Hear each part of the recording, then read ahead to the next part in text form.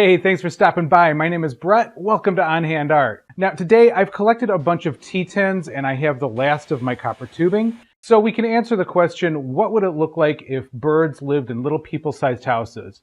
But in fact, it would look a little something like this. Hold on, 1 second. There we go. Let's start by making our little houses. I'm gessoing over the printing on the tea tins to both cover the existing color and help my paint stick better. And then while those are drying, I'm prepping this old desktop panel I'll use as the background. So a bunch of sanding with some 80 grit will help that paint stick to the laminate. And then I made a printer paper template the size of that panel to figure out how to arrange the houses. Now just watching them taking turns at the bird feeder, I think our bird friends would live in a neighborhood. Because I'm going for a neighborhood feel, I'll paint 2 of the houses with each of the base colors. So most of these colors are a loose mix of the color and black, or a darker shade and the main color. So like a dark and light blue, or a burnt sienna with yellow. And then I'll paint the bottoms black. There's really no technical reason for this, it's just kind of what I'm picturing in my head, and I tried painting them the same color as the rest of the house and I just didn't like it. Now while I want their base colors to have some similarity, each of these houses will have been personalized by its owner. So they'll all have different doors, windows, and trim.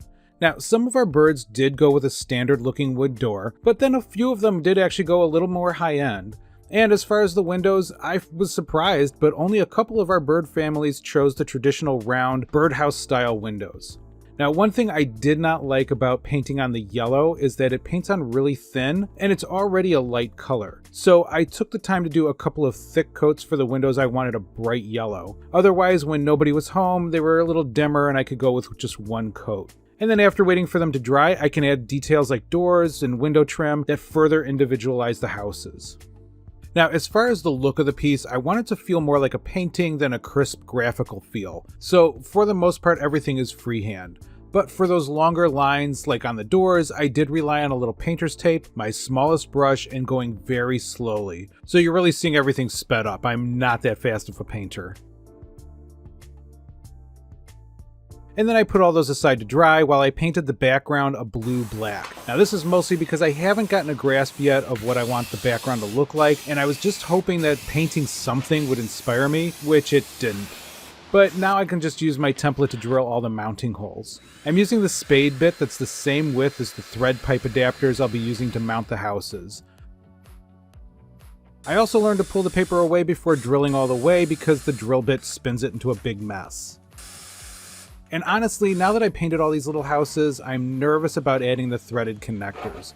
Now the good thing is I'm drilling through the back of the houses, so a little mistake will never be seen, and this does give me some practice. The trick really here is to drill boldly and quickly, and to start the threads by hand before persuading them with any tools. But with a couple of successes, I moved on to the rest of the houses. Still, honestly, every time I cut one of these holes, I kind of quietly freak out. And this is why. Now that tear wasn't so bad that I couldn't just clean it up with a file, and with all the mounts screwed on, it's actually time for the real nerve-wracking part, and that's cutting the holes in the tops and bottoms of these tins for the connecting pipes.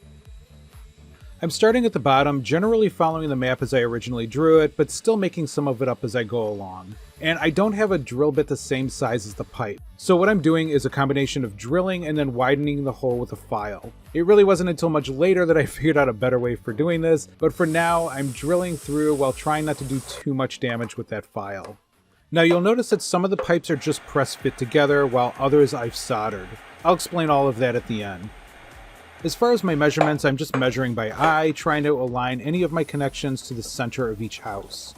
And I'm using my larger tubing cutter to get a nice clean edge, while also trying not to drop the cutoffs onto any of the houses. And then the rest of the piping is all the same. It's just making sure all the solder joints can be done off of the houses, and then any joints I can't solder, I want to make sure they're nice and tight, and I'm figuring out how our bird families want everything to fit together as I go along. Now, just a couple of safety things to keep in mind: wear work gloves, and just make sure you're using long enough lengths of solder to keep your fingers away from the flames and the hot pipes. Otherwise, it's just a lot of trial and error until you get it right. As far as that wire brush, that just lets me clean off that goopy yellow solder flux and smooth the joints. In the meantime, while I am putting all this together, I still haven't figured out the background, which means I can't really start attaching any of this to the background yet. What kind of background are you picturing for this? Leave a comment, let me know. And it's always the last one. Now, I swear I measured, but I must have actually been too impatient to get this thing done. And then, without a good fix in mind, past Brett added the hole in the correct location, leaving that big gash. To fix it, I'm just going to cut off the bottom of this extra T10 and then mark the accurate location. Then, with a generous smear of my new best friend, construction adhesive, I glued it on, let it dry, and then drilled the hole. I also discovered I can use this pair of pliers to widen the hole without the same damage the file was doing. For the background, I decided on a kind of cartoonish sky and field scene.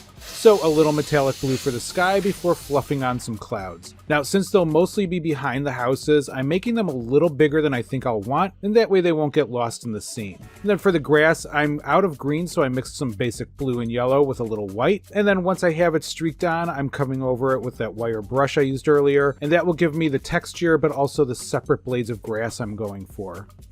For the final assembly, I'm using more construction adhesive to mount the houses. Most of the support for the tree comes from these mounting points rather than the piping, and that's why I didn't have to solder all of those joints. That also gives me the leeway to get all these houses and piping nice and straight and generally looking the way I want.